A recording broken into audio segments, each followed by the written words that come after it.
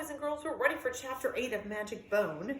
Catch that wave. All right, so remember Sparky, our main character, is in Hawaii. He was hula dancing last week, or last time we talked, and he knocked some people over, had to run away, and he doesn't know where he's going. Chapter 8. Huff, puff, huff, puff, huff, puff. I've never run up such a big hill before. Thumpity thump thump. My heart is pounding. There's a long, skinny water bowl running down the side of this mountain. Slurp, slurp, slurp. This water is cold and clean, not salty like the water in that big ocean. I look down the mountains. No two legs have followed me. I don't see anything but trees and plants. Ooh, wiggle, waggle, woo.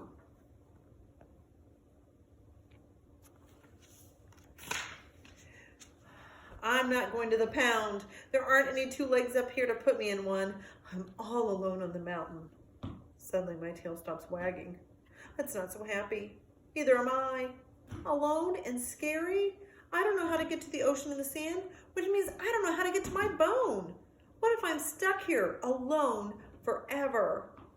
Cheer-wee, cheer-wee. Suddenly I hear that bird song. Oh, I'm not alone after all. Hello, bird buddy, I bark. Cheer-wee, cheer-wee. That's weird. My bird buddy's cheer-wee doesn't sound cheery. It sounds sad. Cheer-wee, cheer-wee. Don't be sad, bird buddy, I bark back to him. You're not alone. Cheer-wee. I walk through the bushes following the sound of my bird buddy's sad song. Cheer-wee. I'm coming, bird buddy, I bark. I can hear you. I'm almost. Oh, no. Here's a picture of Sparky hearing that. When I hear, oh, no, I feel like something bad might be happening. Now I know why my bird buddy is sad. He's not flying in the trees. He's stuck in a cage. I know all about cages with metal bars. I know all about when you get out and be free. I know because that's what it was like in London when I was in the dog pound. My bird buddy is stuck inside a bird pound. And he's not the only one. There are 3 little yellow and green birds in the bird pound, and they look scared. Cheer-wee! Suddenly I hear another bird singing, but his song isn't coming from the cage. It's coming from up high. My eyes look up. The bird is sitting on a branch. He's far away from the bird pound. He's free. That bird is lucky to have a tree to sit in. There aren't a lot of trees around here, just a bunch of stumps. Someone has cut down all the trees. Why would anyone do that? Without trees, my bird buddies don't have a place to have their nest. Except they might have to live in the pound, I guess. Hey, that bird isn't alone in the tree. There's a 2-leg up there too. He's holding a stick with a big bag attached to it. Kind of like the bags Josh uses to pick up my poop. Except this bag has tiny holes in it. It wouldn't make a good poop bag, but it's perfect bag for catching a bird. Oh no, I know what's happening now. Do you know what that kind of bag is? Has big holes in it. That 2-leg isn't a regular 2-leg. He's a bird catching 2-leg. The bird catcher moves his stick closer to the bird. Chew-wee! The bird flies up. Here he is. Looks like he's the one catching those birds. But why? Fly, little birdie. Fly, buddy, I bark. Don't let him put you in that bird pound. But the bird in the tree doesn't understand me. Birds don't speak dog, and dogs don't speak bird. The 2-leg in the tree doesn't speak dog either. But he's definitely trying to tell me something. He's shouting and waving his arms. Cheer-wee!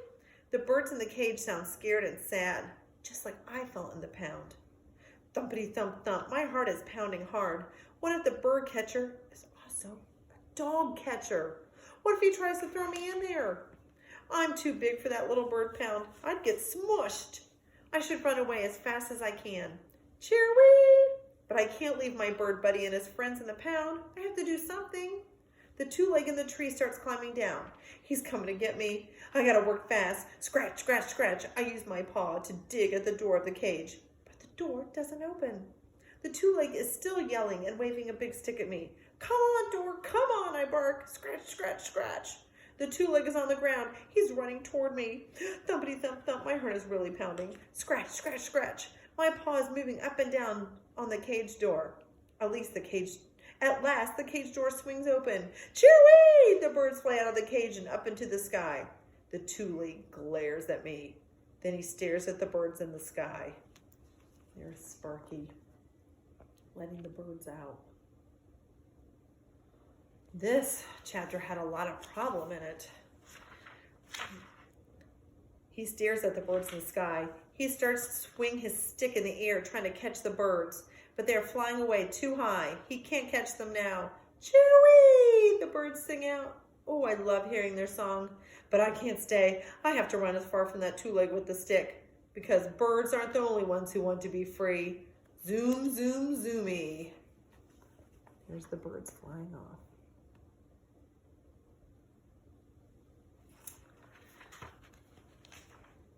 That is the end of chapter 8. Sparky helped the birds solve their problem, but what about him? How's he going to get back to his magic bone? Let's find out when we read chapter 9. Thanks for joining.